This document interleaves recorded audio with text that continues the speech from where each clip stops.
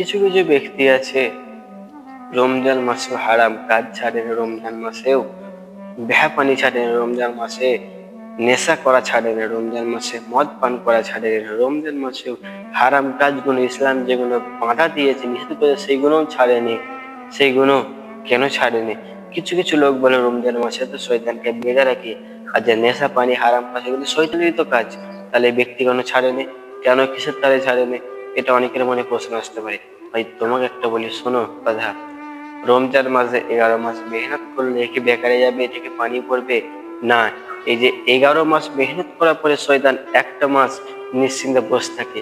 কারণ শয়তান তো জানে আমি 11 মাস মেহনত করেছি, বেকার হবে না। এই 11 মাস মেহনত করেছি, এই 1 মাস কিন্তু আসর ঠিকই পড়বে।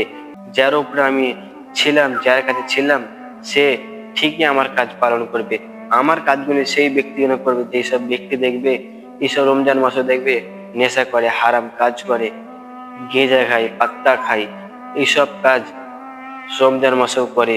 আবার সেই সব ব্যক্তি দেখবে রমজান মাসে অন্য ভাইকে, যারা আগে নেশা করতো রমজান মাসে ছেড়ে দিতে, তাদেরকে বলবে কিরে ভাই নেশাখানি ছেড়ে দিলি, করলো রমজান মাস পড়তে আল্লাহ বান্দা হয়ে গেলি, রমজান মাস পড়তে আল্লাহর ফেরেশতা হয়ে গেলি নাকি? ভাই তোমাকে বলি শোনো, তুমি যে চেঞ্জ হচ্ছ না, অপরকে এরকম ভাবে নলল করো না, অপরকে এরকম ভাবে উস্কাও না। কারণ ও যদি একবার পড়কে যায়, আর পুরো যা গোনা করবে সব তোমার উপর পড়বে। কাল কিয়ামতের মাঠে সব যেতে পারবে না একমাত্র জাহান্নাম ছাড়া।